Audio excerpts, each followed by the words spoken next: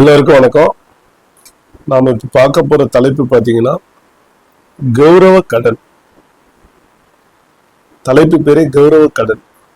அது என்ன கௌரவ கடன் அப்படின்னு சொல்லி பார்க்க போனீங்கன்னா, சில பேர் பார்க்கலாம், சாதாரணமா படிச்சிருக்கலாம், படிக்காம இருக்கலாம், இல்லை விவசாயம் பண்ணலாம், எந்த தொழில் வேணாலும் பண்ணலாம். ஓகே, ஒரு மெக்கானிக் ஷாப் வச்சிருக்கலாம், இதை படிச்சு வேலையில் இருக்கலாம், இல்லை சில பேர் பெரிய கம்பெனி ரன் பண்ணலாம், டிரான்ஸ்போர்ட் ரன் பண்ணலாம், எந்த பிசினஸ் வேணாலும் இருக்கலாம். ஓகேவா? ஆனா பைசா இங்க மாத்தி அங்க போடுவாங்க, அங்க மாத்தி இங்க போடுவாங்க, ஒரு ரொட்டேஷன் இருந்துகிட்டே இருக்கும். ஓகேவா?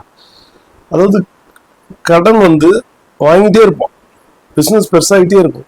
ஏன்னா ஒரு கையில இருந்து முதல் போட்டு எவ்வளவு நாள் பிசினஸ் பண்ண முடியும்? ஒரு கடை வைக்கலாம், ஒரு சூப்பர் மார்க்கெட் வைக்கலாம், அவ்வளவுதான் வைக்க முடியாது. பெரிய பெரிய மல்டி மில்லியர் எல்லாமே பாத்தீங்கன்னா கடன் வாங்கி இந்தாண்டு வாங்கி அந்தாண்ட போடுவாங்க, அந்தாண்ட வாங்கி இந்தாண்ட போடுவாங்க. இந்த மாதிரி தான் போயிட்டு இருக்கும். பெரிய பெரிய பிசினஸ் மேன் எல்லாமே கடன் வாங்கி தான் பண்ணுவாங்க ஆக்சுவலா. ஸோ இவங்க என்ன பண்ணுவாங்க, ஒரு சாதாரண மிடில் கிளாஸ்லயும் அந்த விஷயங்கள் நடக்கும். எப்பவுமே பாத்தீங்கன்னா சில பேர் கடனோடயே இருப்பாங்க. ஒரு 2 கோடி 3 கோடி வீடு கட்டுவான், நிலம் வாங்குவான், இல்லை ஏதாவது அசெட் வாங்கி போடுவான், இல்லை பிசினஸ் பண்ணுவான். அது மாதிரி கடன் வாங்கிட்டே இருப்பாங்க, அப்புறம் அடைப்பாங்க, கடன் வாங்குவாங்க, அடைப்பாங்க, இங்க வாங்கி அங்கே போடுவான், அப்படி போயிட்டே இருக்கு லைஃப். ஸோ இதுல என்ன கௌரவ கடன் அப்படின்னு சொல்லி பாத்தீங்கன்னா, சில பேர் 5 லட்சம் வாங்குவான், 50 லட்சம் வாங்குவான், 5 கோடி வாங்குவான், வாங்கிட்டே தான் இருப்பான், கடன் வாங்கி கொடுப்பான். ஆனா பாத்தீங்கன்னா கடன் இருந்துகிட்டே இருக்கும் வாழ்நாள் ஃபுல்லா. ஆனா அவனுக்கான வளர்ச்சியும் இருக்கும். கடன் இல்லாம வளர்ச்சின்னு ஒண்ணு கிடையவே கிடையாது. ஓகேங்களா? அப்ப அவனுக்கான வளர்ச்சியும் இருக்கும். ஆனா அந்த கடன் தன்னோட கண்ட்ரோல்ல இருக்கா?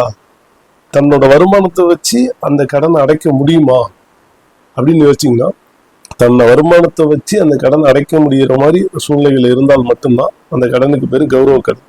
சரி, இதெல்லாம் நடைமுறையில நீ சொல்ற வருமானத்தை வச்சு அடைக்க முடிஞ்சா அதுக்கு பேரு கௌரவ கடன். ஜாதகத்துல நீங்க என்ன சொல்ல வரீங்க அப்படின்னு சொல்லி கேட்டீங்கன்னா, ஒரு ஜாதகத்தை எடுத்துங்க, எந்த ஜாதகத்தை வேணாலும் எடுத்துங்க. 6ஆம் வீட்டு அதிபதி அந்த லக்னத்துக்கு 6ஆம் வீட்டு அதிபதி லக்னாதிபதியோடையோ இல்ல 5ஆம் வீட்டு அதிபதியோடையோ இல்ல 9ஆம் வீட்டு அதிபதியோடையோ இணைந்திருக்கும் பட்சத்தில் அவர்கள் வாங்கும் கடன் முழுசாக சுபகடனாக இருக்கும். அந்த கடன் தொடர்ந்து ஏறிக்கொண்டே இருந்தாலும் அந்த கடனை நீ கட்டல அப்படின்னு யாரும் அவங்க அவமானப்படுத்தவோ அசிங்கப்படுத்தவோ முடியாது. அந்த கடன் சுப கடன் மட்டும்தான். இந்த கடனுக்கு பேரே கௌரவ கடன். சில பேர் தன்னோட வாழ்நாள் ஃபுல்லா கடன் வாங்கிட்டு இருப்பான். ஆனா வளர்ச்சி இருந்துகிட்டே இருக்கும். எங்கேயும் அசிங்கப்பட மாட்டான், அவமானப்பட மாட்டான், எதுவும் பண்ண மாட்டான். ஓகே, வளர்ச்சி இருந்துகிட்டே இருக்கும், தொழில முன்னேற்றம் இருந்துகிட்டே இருக்கும், கடன் வாங்குவான், கல்யாணம் பண்ணுவான், வீடு கட்டுவான், எல்லாம் பண்ணிட்டு இருப்பான். இதுக்கு என்ன கிரக அமைப்புகள்னா, லக்னாதிபதியும் 6ஆம் அதிபதியும் இணைந்து இருந்தாலோ, அல்லது 5ஆம் அதிபதியும் 6ஆம் அதிபதியும் இணைந்திருந்தாலோ, இல்ல 9ஆம் அதிபதியும் 6ஆம் அதிபதியும் இணைந்திருந்தாலோ, அந்த ஜாதகருக்கு தன்னோட கௌரவத்தை குறைக்கிற வழியில் குறைக்கும் வகையில் அந்த கடன் அமைப்பு ஏற்படாது. அதாவது என்னன்னா, எவ்வளவு கடன் வாங்கினாலும் தன்னால கட்டக்கூடிய அளவுக்கு அந்த பினான்சியல் ரொட்டேஷன் அவர்கிட்ட இருக்கும். அப்போ அவரோட கௌரவத்துக்கு எந்த பங்கமும் வராது. இதுக்கு பேரு தான் கௌரவ கடன். ஓகேங்களா?